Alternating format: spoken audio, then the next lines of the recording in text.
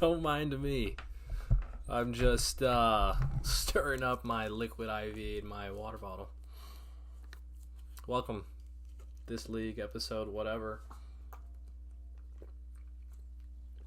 Haven't done an episode in a month. Been busy. But with the playoffs starting, just picked my nose. With the playoffs starting, it's time to get back into it, baby.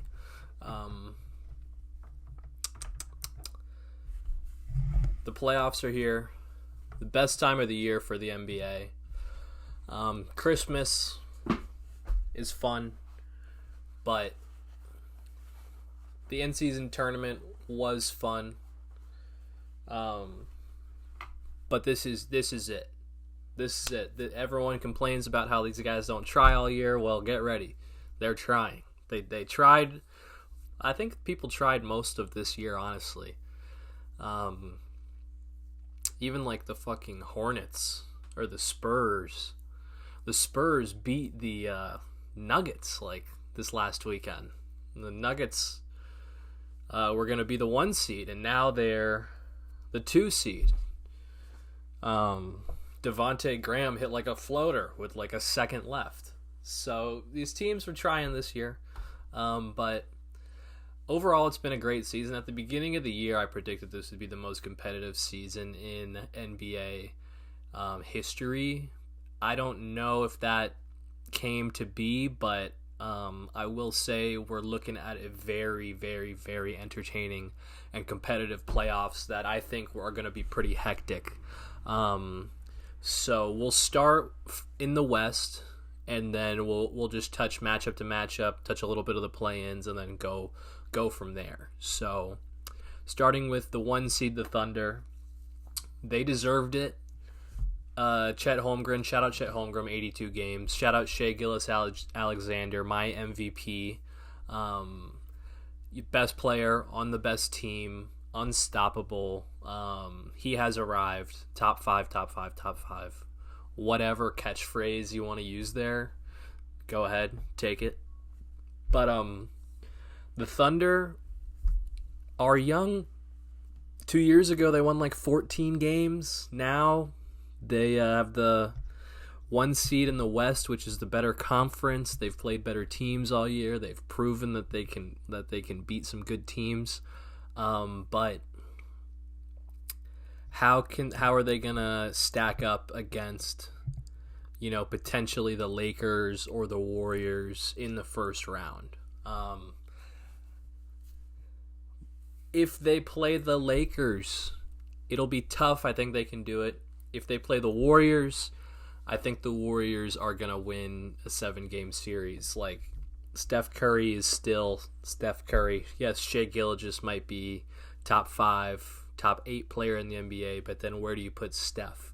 Where do you put playoff Steph? Huh? Steve Kerr, Draymond, as much as he's been fucking reckless this year.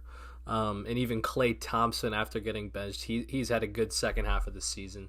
So I think the Warriors can do it. The Lakers are going to be tough. It depends on which Lakers team shows up. You'd never really know. I think now that it's the playoffs, you'll get a little more consistency from them. But excuse me, I just dropped the back of my earring. It's like a little hitch that I have picked up. But yeah, and then if the Kings somehow make it, the Thunder are sweeping the Kings, but they're not beating the Warriors. Sorry. So, but yeah, the Thunder has been a great season. I think when push comes to shove and they need a bucket, and the Warriors or the Lakers are playing Shai so tough, is Jalen Williams ready to go get a bucket? Is Chet Holmgren ready to go get a bucket on AD or Draymond? It's the little moments that make playoff greatness, in my opinion.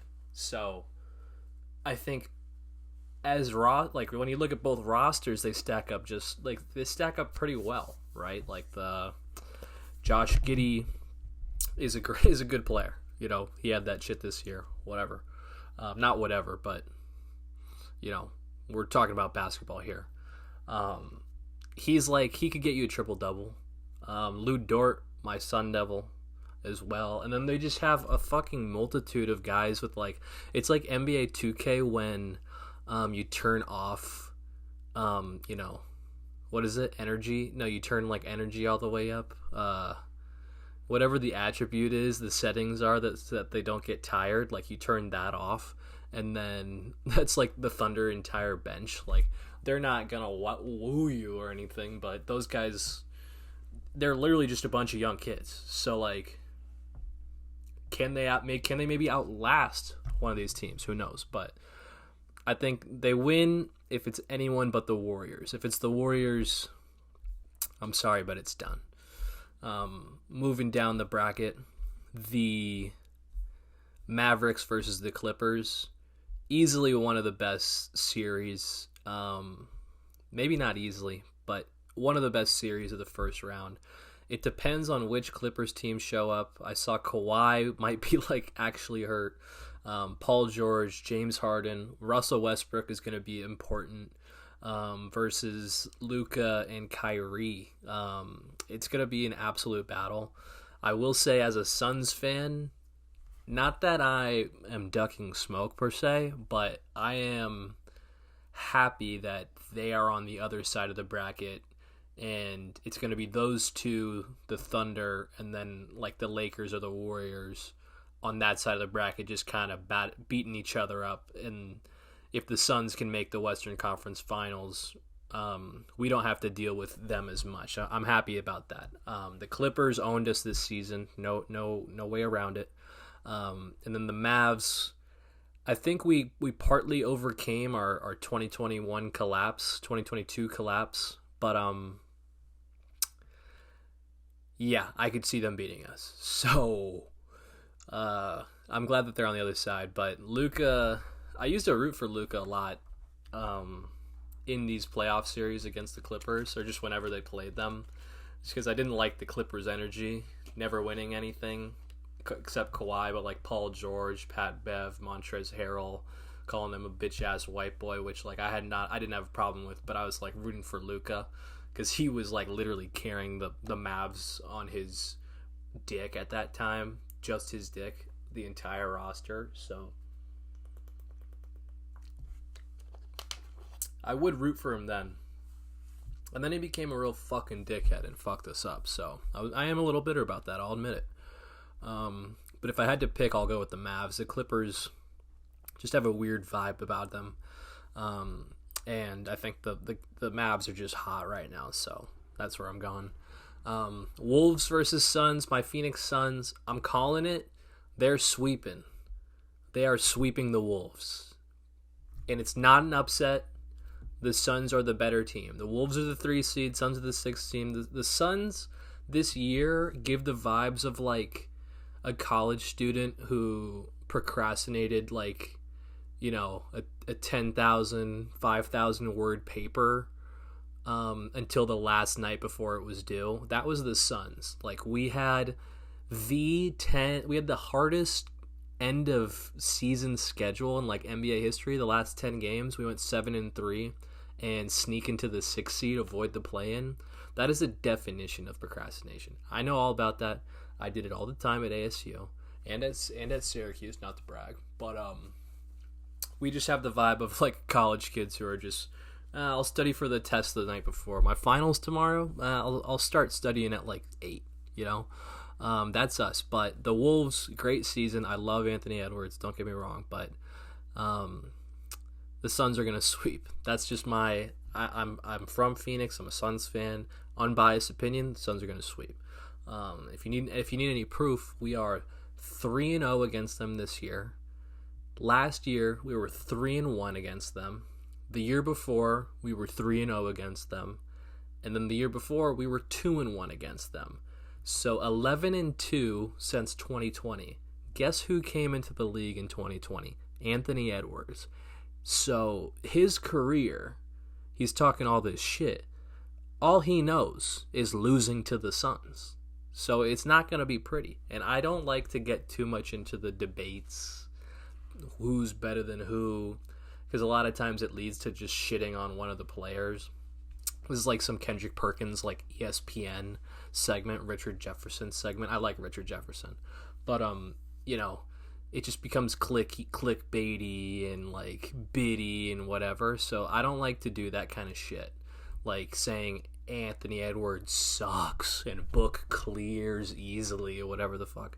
But I will say, Book is gonna be the starting 2 guard on Team USA this summer. So, and he's better, and he's 11-2 against Anthony Edwards. So I'm not gonna say it, but if I were to say it, that's what I would say. Capiche? Yeah, not really much else to say. That 1,000% confident the Suns are going to win in 4 or 5. Bookmark it, whatever the fuck. Last matchup in the West, the Nuggets versus the Lakers or Pelicans. Keeping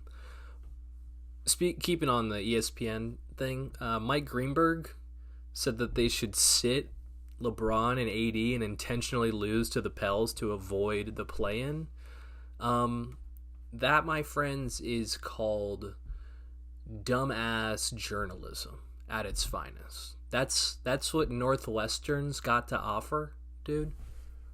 That's what Northwestern's got to offer, dude. They don't have shit on Syracuse, bro. That's the dumbest shit that I've ever heard.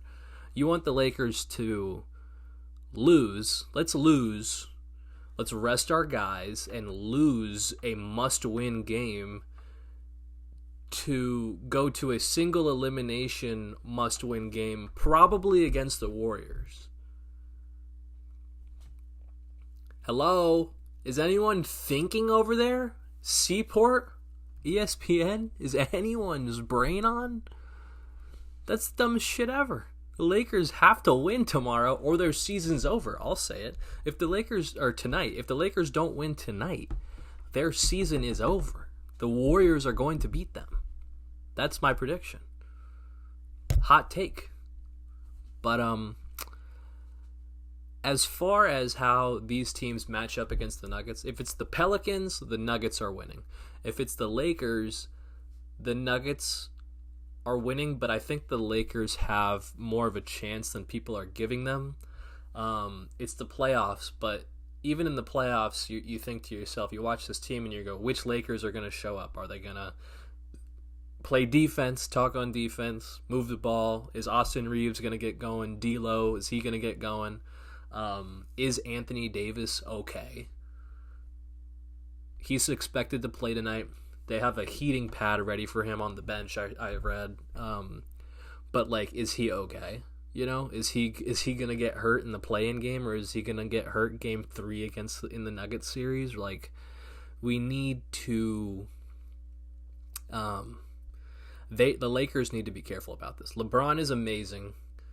Can the rest of the team get over the hump with the Nuggets? I think...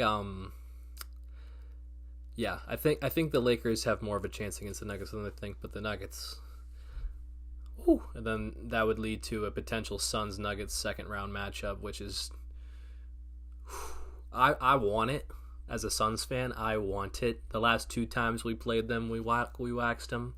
The first time they were healthy, and we didn't have Book, and then the second time we were healthy and they didn't have Jamal Murray, and I just think right now mentally we have them. We have an edge on them. So that's the first round matchups in the West. In the East, start with the 1 seed, the Celtics, who are the best, the odds-on favorite as they should be. They've gotten healthy throughout the season. They've sat certain guys in like pairings like this whole last couple months and like kept guys fresh and like still demolished teams. It was one of the more dominant showings that I've ever seen in the regular season, honestly. Like, they would sit out Jaylen Brown and Porzingis one night, and then they would beat a team by 20. And then they would sit out Tatum and Drew the next night and then beat a team by 20. And it was just like this well-oiled, like, fuck machine that just was lubing up the entire league. Sorry. a little horny. Sorry. But arguably the best big four in the NBA, if you want to call it that, big three, big four, whatever, Fantastic Four, whatever little shit you want to use. In those four guys I mentioned, Drew, JB, JT, and Porzingis, it's probably like undisputed, like they are just the best foursome you could do. Are they a dream blunt rotation though? Maybe not dream blunt rotation, but I would have smoked a blunt with those four. They're all four like good guys, they seem. So they're gonna end up against one of the play-in teams: Sixers, Heat loser versus Bulls Hawks winner. If I had to guess, I would say the Sixers and Heat are gonna get in whatever order. That play-in game is gonna be fucking awesome though. But having the Bulls Hawks at 9-10 in the playoff hunt at this time is like, this is one of those situations where you look at the play-in and you go, why the fuck do we have the play-in? Like, why are these two teams, why are they even wasting their time? Their season may as well be over. We don't have to keep them around, keep the staff around, the coaching staff, the stadium staff. Like, they can all go home, right? Like, you guys can schedule your vacations, you can start planning for next year. If you're a player, you can kick your shoes off. It's okay. Like, this seems like a big waste for those two teams. But I don't know, as far as the play-in goes, conversely in the West, you look at like, oh shit, like Friday we might have a Warriors-Lakers single elimination game, like loser goes home, right? But with the Celtics and their draw, I think it's going to be tough for them in this first round, right? All year they've been kicking the shit out of teams. All year they've been the best team. All year, you've had some doubts about them, but for the most part, they're the favorites to win the ship. But there's a reason we play the games. Like, if the favorite won every time, there would be no reason to play these games. March Madness. There's a reason it's so much fun, because the favorites go down, Cinderellas happen. It's just, anything can happen, right? And so I feel like people are seeing the Celtics and just not even thinking about the first round, seeing them in a second round matchup versus the Cavs Magic, and then being one series away from the finals, and just kind of looking ahead here. But they had the best record this year, and I remember the Suns had the best record a couple years ago, and I went back and looked at each team who had the best record since COVID, and how did they do. So last year the Bucks had the best record in the NBA, lost in the first round to the Heat. The year before, the Suns had the best record in the NBA, got fucking trounced by the Mavs in the second round. It was one of the worst days of my Suns fandom life, maybe my entire life. One of the worst days. It was bad. The year before, Utah had the best record in the NBA. They lost in the second round to the Clippers. And then the year before, the COVID, the bubble playoffs, the Bucks had the best record, and they lost in the second round to the Heat. So just because you have the best record doesn't mean that when the playoffs roll around, something can't happen, right? So if I had to bet, I would say the Celtics are going to win their first round matchup against either the Heat or the Sixers. But I think there is a chance they could get upset. I'm just saying it's not gonna be a quick series, okay? Let's see, what else do I have? It is concerning. It's concerning. It's not scary, it's concerning. I'll say that. And then I have against the Celtics against the Cavs, they're 2-1 this year, and then against the Magic are 2-1 this year. So they've won the season series against both of those teams. Not scared of them. Whatever. Speaking of which, Cavs Magic. if I'm picking, I'm going trendy and I'm picking the Magic. I think Paolo is special. I think he's going to be one of the best players in the league soon. And following that logic, if I think he's special and if I think he's going to be one of the best players in the league, then I need to pick him to beat the Cavs. The Cavs don't really have an answer for him. Donovan Mitchell's too small. Evan Mobley's, more of a big. Isaac Okoro, Max Strus, Georges Niang, who's going to guard him. I think the Magic have a real chance to win this series. It's going to be like a classic Eastern Conference first round series. It's going to go 6 games. It's going to be like low scoring. I don't know. I'm thinking of like the Sixers, Sixers Pacers, or I don't know. I'm thinking of watching the Eastern Conference Finals when I was a little kid, and just being this game kind of sucks, but these teams are good. And I'm gonna keep watching this. But yeah, Georges Niang is one of their rotation players. The minivan, the fucking whatever you want to call him, hot dog man, Fatso. He's not good. He's like a fat Grant Williams. I think I loved him in college. He was insane at Iowa State.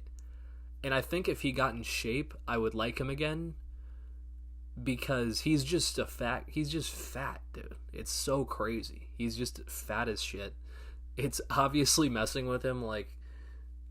When the Suns played him, he shot a 3 really short and was just fouling a lot. Get in shape, bro. Get in shape. But that guy's not holding Paolo. Also, a headline, Donovan Mitchell, is he staying in Cleveland? Is he going? I think if they lose, it's the end of his tenure in Cleveland. Go back home to the Knicks, team up with JB, Josh Hart, and bring the Knicks back. I think that would be more fun. I like to imagine that. But anyways, Bucks Pacers. Sorry, moving along here. The Bucks better not fuck around and lose. The Pacers are 4-1 on them this year. I feel an upset looming. There's been a lot of shit talk in the media. The ball game situation. Giannis wanted it. The Pacers rookie had it. No one knew where it was. All this drama is exactly what we like. It's exactly what we want. This is on my top of my list for first round series as well. Today on NBA Today, Malik Andrews and Woj were saying that the Bucks are planning to play without Giannis for the beginning of these playoffs. So I don't think that really hurts them as much. Obviously, you want your best player, but I'm kind of scarred in my head. I have just images of St. Patty's Day this year. The Giannis-less Bucks torched the Suns. They hit the most 3-pointers in NBA history in one half, 17 or 18. So I tried to I looked it up. The Bucks have a better pace with Giannis than without. But that game, it felt like the Bucks were really running. Dame Lillard, Chris Middleton, Brook Lopez. It's you can't count out Dame Lillard because he's been doing this shit in the playoffs with the Blazers his whole career, right? It's oh no, the Bucks don't have Giannis, they're going to be in trouble. It's well, they have Dame, and he's led the Blazers and fucking Chandler, no, not Chandler Parsons. He's led Wesley Matthews and CJ McCollum to series wins against James Harden and the Rockets. I think the Bucks should be able to handle the Pacers. The vibes are interesting. I think this is one of those series where the first 2 games matter. If the Bucks lose one of these games at home, they could be fucked. But if they win both of them, we're gonna have a good series. Also with the Bucks, I feel this is kind of fucked because if they weren't playing the Pacers in the first round, or if the Pacers were on the other side of the bracket, I would have them probably going to the finals. but this first round matchup is really the biggest test for them. So they got their work cut out for them. Halliburton is going to ball out. I don't think Benedict Mathurin is hurt for the year, so that sucks. He sucks though. He went to U of A, but yeah, it's gonna be fun. I think that one's gonna be high scoring, fun, a lot of threes. The Pacers are gonna catch them, but can the Bucks hold them off? Lastly, the Knicks versus the Sixers and the Heat. This is what it's all about. Potentially the best first round matchup, if it's the Sixers or the Heat. You know, the Heat beat them last year in the second round, 8 seed versus the 4 seed. I would honestly trust the Knicks to beat the Sixers more than I would the Heat. I think the Heat culture, Spoelstra, Jimmy, like playoff Jimmy, Bam Adebayo, like there could be some magic brewing, and they could catch the Knicks potentially. The Sixers are just kind of so tough to predict right now. They did win the last 8 games of the season, 7 of those with Joel Embiid. They're without Julius Randle, the Knicks are, but I think that this first round series it's gonna be fucking awesome. Playoff Brunson. I keep saying playoff in front of people's names. I think you can do that. Jalen Brunson, Dante DiVincenzo, the Villanova boys is one of the best stories in the NBA. Like if you're a college basketball and NBA fan, because those Villanova teams with Jay Wright were just so good, so much fun to watch. And Jalen Brunson, player of the year, like second round pick. How does that happen? It always happens where a guy in college proves he's really good at basketball, plays on the best team, wins a championship, whatever it is like a real team player, has all of these amazing traits and qualities, but because he's like a third or fourth year player, teams will pass up on him. And now Jalen Brunson is like one of the best point guards in the NBA, a difference maker, a real game changer. He's like 6'2", 6'1", and just simply dominates the game, controls the game. It is awesome to watch. And so whoever they play, I think it's going to be a really good series. Classic East Coast. If it's Knicks Sixers, Philly to New York, that's really close, and the Knicks Heat reigniting that 90s rivalry. So it'll be interesting. But this is the playoff preview for this podcast. I'm JD. Appreciate you. See you soon. I'm going to have like 2 a week, I think. So